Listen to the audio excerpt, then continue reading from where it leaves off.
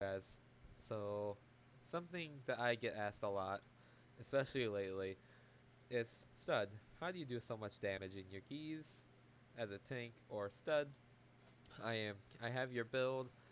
I'm going to the Bronze Soul Line, but I don't have the damage you do. How do you do so much damage? Well, I'm about to provide you guys with some inside information with Prop Pally, okay? Some some Prop Pally tech, if you would call it. But basically just things that I personally just think about often as a prop pally, things that I've just analyzed as a player, from mostly playing it, but also from seeing it done by other pallies as well. So I put together like a list of things that I just thought of. I put together like a whole list like in the background here. I don't have it on the stream because it would get in the way, but basically I'm just gonna go through one by one of each individual, I guess, list item I have here, and just get in depth um, with each individual listing here. But let's not waste any more time. Let's get into it. So the first three things that I have here are one frame. That's what they start with. It's called the word. It's the words one frame. So the first one is one frame double interrupt. So paladins, prop paladins especially, we're known. No, just prop paladins. We're known for our interrupts, right? We have three interrupts. We have shield and rebuke. Now, if you just saw that carefully, I threw shield at him and rebuked the other. That's essentially what a double interrupt is, but if you want to see a one frame interrupt, I can show you right now precisely. So, that's what a one frame interrupt is. It's basically, you have your main target right here on your left, and then you either click, tab, or you have a focus macro. You have this guy on your focus. You hit your focus macro and you interrupt him. So you can interrupt two mobs in one global, in one single frame actually.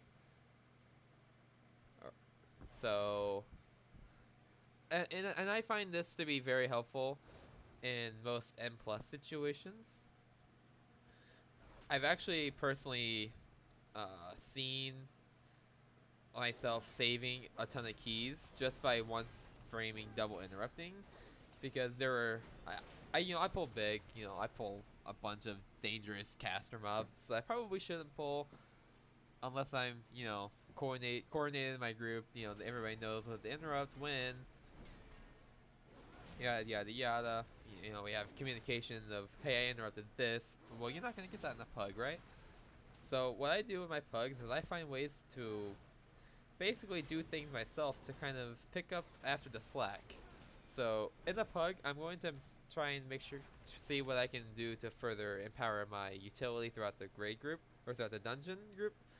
And something that we're known of for our utility, one of our utilities I mean, is interrupts. So that's just one really neat way to empower your interrupts. Our third and final interrupt is Divine Toll.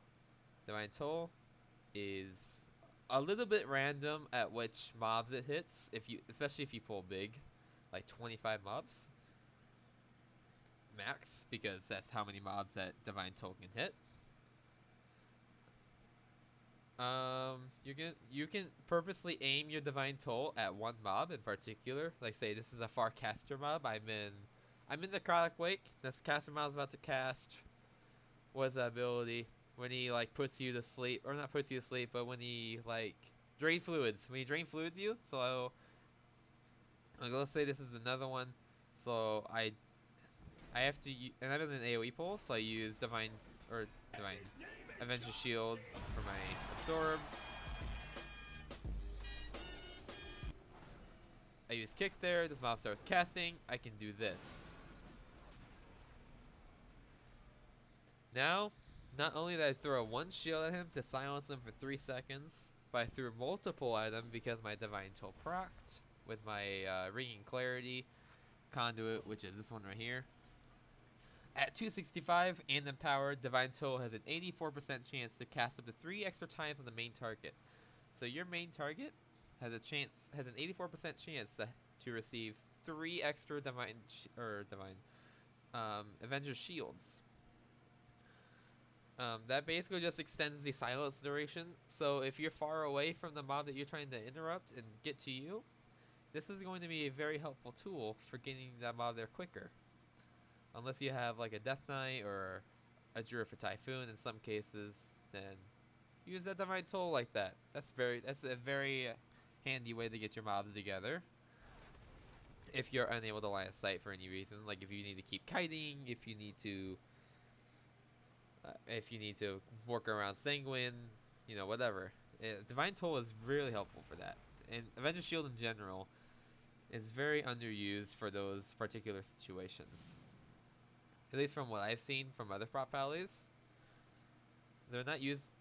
Something I see often is that they don't use their shield enough as a proper silence. They just use it to use it. Like the C button, shiny, press it. Now it's on cooldown 14 or 12 seconds because I have 30% haste. In a lot of cases, it can be 14, maybe 15 seconds, maybe 16 seconds, depending on how much haste you have.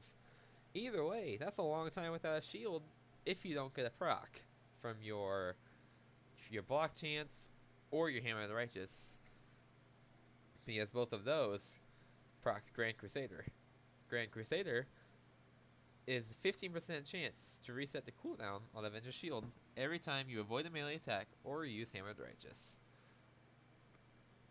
So you kind of play RNG when you're spamming shields to survive.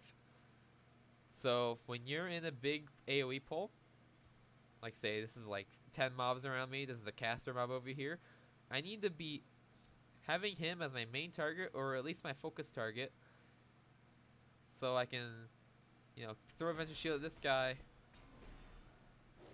If I get a proc, I can pull this guy in with Avenger Shield, kick this guy again, or kick a guy next to him, and then they're all in. If I need to, I'll Divine Toll and silence people, but Divine Toll is basically going to be used in that case to just pump my damage even further and keep them silenced longer, assuming it hits those mobs, with all 10 mobs in the area that I'm hypothetically planting right here in this area. But anyway, that's probably going to be it for that part. So, another thing I don't see people do is one frame SOTR and Divine Toll. Or I don't know if I don't see a lot of people doing because I don't really watch Twitch streams of Prop Poly, so I can't actually watch the players do it. And I don't know if they do this. So I could be wrong in saying I'm one of the few who does this. I feel like I'm one of the few who does this. But, or at least it's not talked about often. So I'm just going to be the one who says it. You can use SOTR during any ability because SOTR is not on the GCD. Now, with that information, watch what I can do. You see that? I SOTR twice, and I still had stacks of my my legendary here. See this? Righteous Fury. For each mob I hit with my Avenger Shield up to 5 times, my damage of shield SOTR is increased.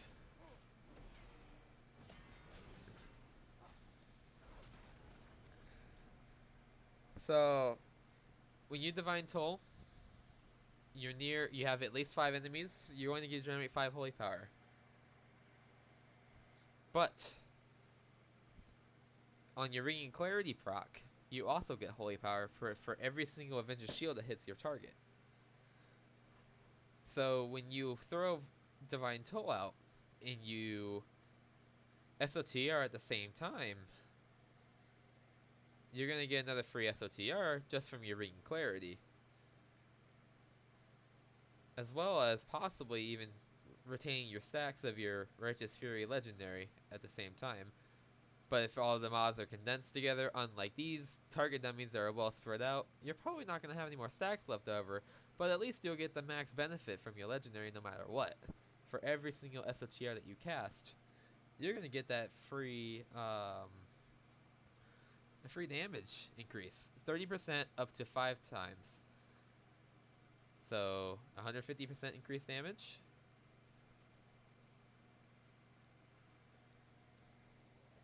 Twice within basically a single frame, or like I would say 2 GCDs or 1 GCD. No, it's 1 GCD for divine. Yeah, it's 1 frame for divine toll and SOTR, and then basically another one, or like half a frame for another one. And then, as you can see, I proc divine purpose there as well, so I was able to use my SOTR again. I got enough holy power to do it again, and now look, I have shining light. I just heal myself for free, and literally, I didn't even time that. Like a few seconds. It was so fast. But yeah, I mean, basically what I'm trying to say is, you Prop Pally is a bit more spammy than you might think. With a bunch of one framing that you'll be doing throughout your M plus adventures, especially. I wouldn't really say it's spammy because there is precision to your abilities. Except for maybe your judgment. I mean, your judgment has precision too, because you want to use your judgment on your focus target, not just a random target. Unless you're on 2 targets. Let's see, for example, I throw judgment at this guy, right? Like I was able to use it. But let's just say hypothetically I didn't throw judgment at that target, but instead my 4-piece hit him. My 4-piece threw judgment at the target, so I'm going to throw judgment at this target.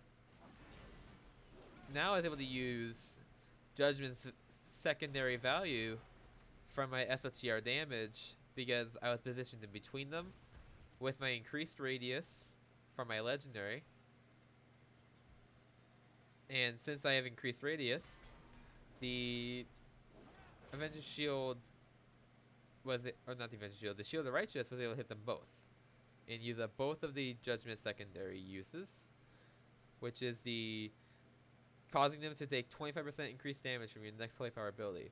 So to 2 different mobs that you had right here, or that I have right here, you know, again, for example, my 4-piece threw at that, not me, and then I just threw judgment at that target.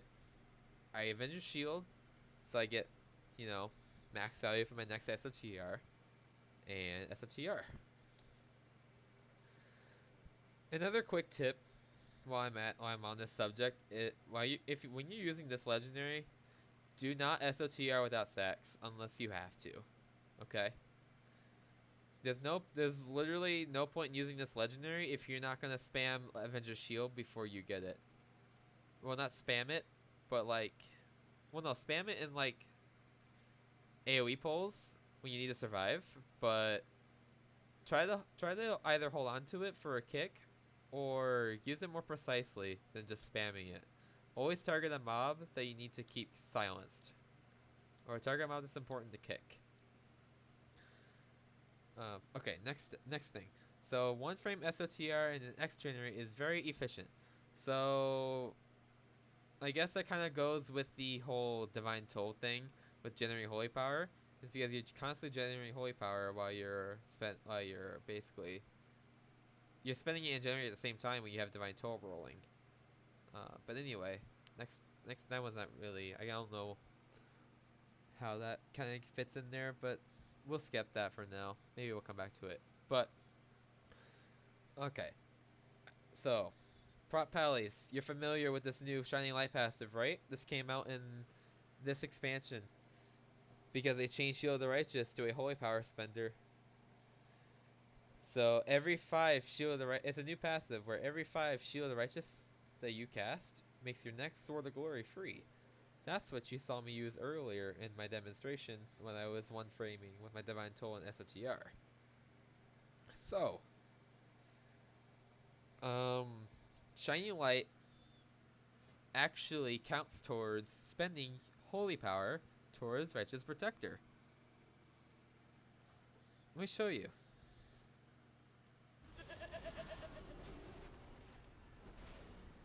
I don't know how I didn't hit STR twice there.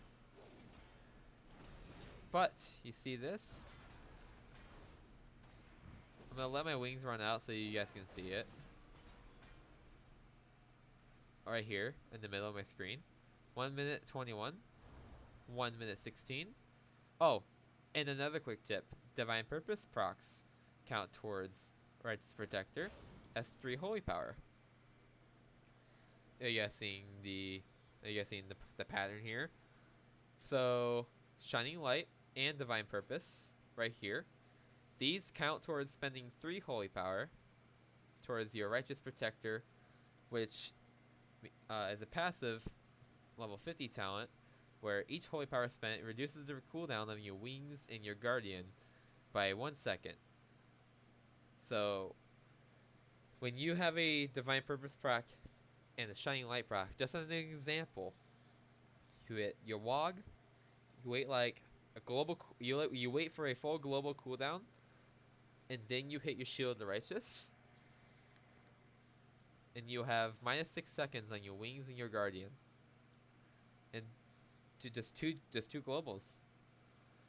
The same works if you get 2 Divine Purpose procs in a row. However, if you spam your Divine Purpose procs, it won't count towards your RP.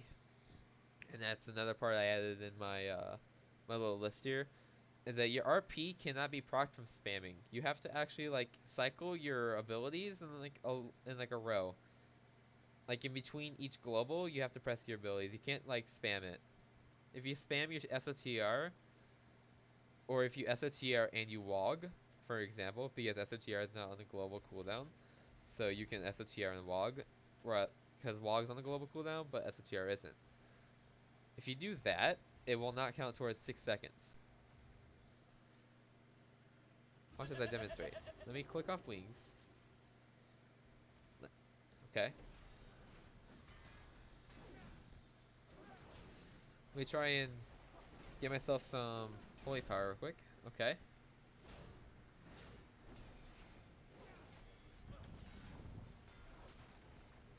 Okay, ready? So, you guys see the Shining Light, right? And then, so I'm going to Shining Light, and then I'm going to SOTR.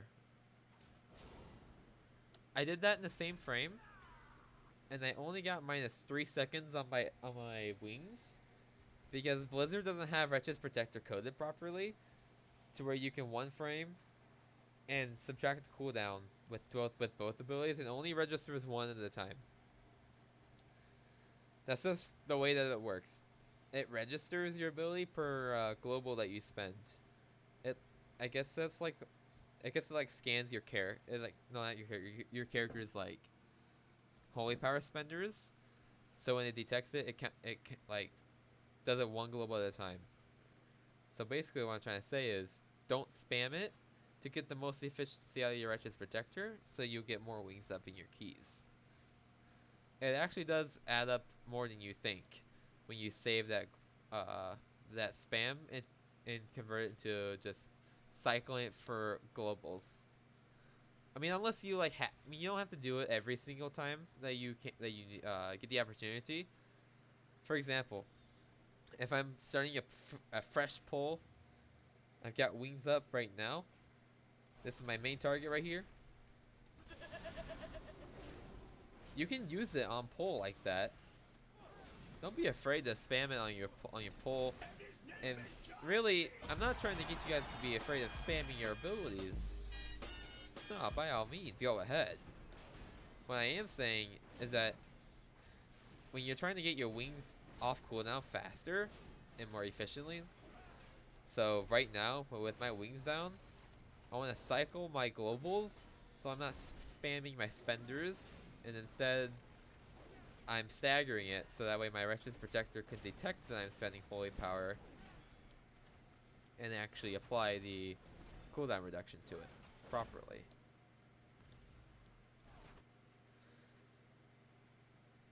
So yeah, it is impossible to one frame double spender with RP. What else was I going to go into? Let me look at my list real quick. I know you guys can't hear the sounds right now of this guy attacking this target dummy just because I'm all tabbed. Give me one moment. So cycle CDs. Okay, guys, guys. Another question I get asked often is how do you survive as a prop paladin? You guys are squishy, and um, sometimes when other people play prop paladin, they find themselves be, generally pretty squishy, having the kite pulls more than usual, or they're just getting slapped all around, no matter what gear they have. Now, let me fill you in on something. Our survival does not work the same as other tanks. Okay? So, yes, we have absorbs with our first Avenger and Divine Toll combination. That's pretty huge for our AoE pulls. I will not fail to bring that up because Divine Toll is very essential to our survival with that talent. And you do not run M plus without this talent, or you are donezo the net key. Like you might as well just go out and reset the key and reset your talent, or just reset your talent if you haven't gone too far into the key. Because you don't really need this except for raid and PvP. Crusader's Judgment is like it's really good single target damage and really good holy power generator, but it's so bad for M plus because you want to pull big, you can't pull big with Crusader's Judgment. Crusader's Judgment is all about that like one on one action or small pull nonsense that you don't need to do. However, First Avenger gives you survivability and more damage, and it gives you 2 additional targets for your Righteous Fury Legendary. So, do with the information as you will, and uh, I will explain the the proper defensive CD cycles that you should be practicing regularly in your pulls. Okay. So first, I'm going to explain like how I manage all my CDs, not just my defensive CDs. So wings, I use this shit aggressively, dude. This shit is it's my juice, dog. It's my stem. You know what I mean? Like I will go in every pull big with wings, go ham just like I did just now. See that? Pop my trinket if I need to on a big pull like that. If I have a big pull, I probably shouldn't have used trinket there. So basically, on a big pull like that, and if they're it's a high key dangerous level, what I'm gonna do is I'm gonna pop wings, divine toll, get everyone in position, all my mobs, pop this, and then immediately shield the righteous to extend the duration on my ardent defender. Because you can one frame ardent defender and extend the duration with your SOTR. And if you use Ardent Defender while you have Divine Toll up, it is a very effective Generator Spender combo with the Ardent Defender up because of our conduit. I didn't click the right button. Resolute Defender. This conduit is our best in slot conduit, and you should always be using it no matter what. So, as you can see, at 265 item level and enhanced, Shield of the Righteous extends our Ardent Defender's duration by 20% and reduces its cooldown by 2.1 seconds. So, back to what I was saying about spamming your SOTRs, don't be afraid to do it all the time, because when you're pulling all those mobs with your wings, your toll, your trinket, your Ardent Defender, you're spamming your SOTRs, you're extending that Ardent Defender duration by a ton. As you guys saw there, by the time my Ardent Defender fell off, I had a minute like 11, maybe a minute 14 at most left from it. But that was because I got a Divine Toll use with my Ardent Defender, which you should always be doing. You should either Divine Toll and then Ardent Defender, or Ardent Defender and then Divine Toll. One of the two. Either way, you're making the most use out of your defensives there, because because Ardent Defender is only a 2 minute cooldown. So when you have it active, you extend the duration when you SOTR and you reduce the cooldown. And then in between pulls or while it's cooling down, it just cools down so fast because you're constantly casting SOTR very efficiently as long as you're playing Kyrian and as long as you're using your generators and your spenders pretty efficiently. Especially tab targeting low mobs for Hammer of Wrath to get an extra holy power, so you can tab target and hit the other guy with your judgment. You know what I mean? Little things like that. It all helps in the end. But anyway, another defense. The next cycle really is just pressing Guardian and Wings, or even just Guardian by itself until you get your Wings up. Which most of the time you're gonna have your Wings up every Guardian. So let's say I don't have Ardent Defender and Trinket up, so I need to pull. And I still need to pull big mobs, but I have Divine Toll, Wings, and Guardian up. I did not pop Wings there somehow. Ignore that. Um, but anyway, basically, oh, I didn't even guard. Oh, it's because I'm in combat with the PvP one. So when I Guardians, what the heck? That's so weird. It reset. Oh yeah, see? Okay. So basically, you're just cycling between Ardent Defender and your Guardians of the Ancient King spell. And you're able to cycle this so efficiently because of the Resolute Defender, Conduit, and Righteous Protector talent, reducing all of your effective defensive and offensive cooldowns efficiently, as long as you use your spenders and your generators correctly, or in a pretty good and efficient manner, as I've shown so far in front of you. Um, so something that I've also thought about and considered is using Unbreakable Spirit talent, but honestly, guys, you have to remember, blessing and spell wording. Nobody else in the game has the spell. Prop Paladins, we are the only people with this spell in the whole game. It is a 3 minute 10-second magic immunity that can be placed on anybody and just give them forbearance for 30 seconds in return. Like it is so underrated and underused. I feel like at least I never see it in keys anymore, except for when I use them. Every paladin I run with, they really like their Cavalier or their Unbreakable Spirit. Now, I will say Unbreakable Spirit is very good because if not only reduces your land hands cooldown, but your Ardent Defender cooldown back down to a minute 30.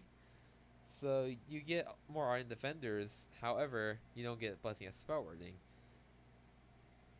And there's actually not a lot of magic communities in this game, believe it or not. Except for like other cooldowns. However, or even if you run with a group with a bunch of cooldowns, like say a rogue, a hunter, a mage, stuff like that, your blessing of spell will still come in useful because you can use on either yourself or you can use on somebody else when their cooldown is down. You know? Does that make sense? Um. So yeah, I highly encourage running blessing of spell wording rather than the other talents, not only because it's underused, but because of how good it really is. It has saved my groups and just individual members of my teams so many times, and myself actually. I've used it on myself so many times and saved myself. Spell ring doesn't drop aggro unless the mob can only cast on you and cannot melee. So certain bosses and maybe a select few individual trash mobs in this entire expansion will turn to other people when you use spell ring on yourself. However, you don't have to worry about that in most situations. Now, why do I run Hand of Protector instead of Consecrated Ground? Well, I actually find myself healing a lot of people in my groups, like, very often, in order to help out my healer. You guys will see it all the time in my keys. I'll just be, like, mousing over in my party frames, seeing who's low, who needs buffed, who needs a Blessing of Sacrifice, who needs Spell Wording, who needs Freedom, who needs a log. You know what I mean? Like, I'm always helping my team as a prop paladin because I feel like as a prop paladin, I'm mainly there for both my damage and my utility. And the way I survive is by using my absorbs and my cooldowns accordingly with each of my pulls. So,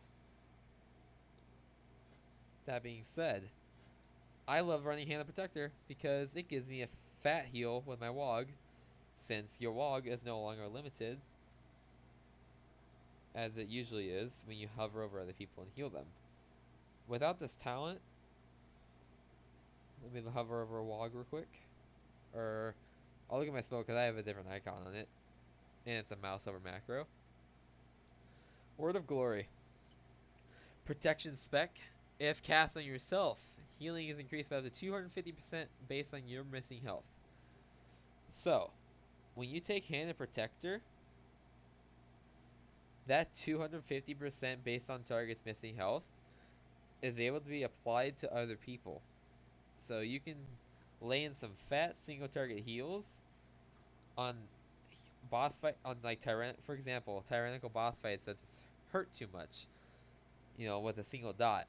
So like the boss in theater, that mage boss in theater, the second one that you do, you can blessing a spell ring somebody with a dot, and then the next time you can sack them or sack another person, and then you can wog the person who's sacked, so that way, they're just funneled with your heals, and at the same time you're surviving because by that time you should be rolling in dice, or not rolling in dice, but rolling stacks with your two-piece up to 3 times, and you should have several uses of your SOTR to where you have a bunch of, a lengthened duration, so that way, you can stand there comfortably, block while you heal other people. That's another way we survive, is by our block chance. That's why we take Holy Shield more than we do take Blessed Hammer these days in keys, is because Blessed Hammer is only existent for both extra damage and uh, an extra chance to proc Grand Crusader. Grand Crusader is procced from Hammer of the Righteous, which is replaced by Blessed Hammer, and Blessed Hammer has 3 charges, not 2. However, I still prefer Holy Shield now over Blessed Hammer because Holy Shield has saved me so many times just from its block chance, and it pumps healing, and it pumps a lot of damage. So, definitely take Holy Shield every step of the way. And then conduits, I'll show you guys what I run. So, one big reason I heal so much in keys are my absorbs and my conduits.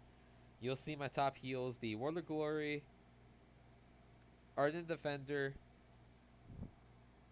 Blessed Fire Scale, which is this absorb, my Golden Path conduit, my Condensed Animosphere conduit,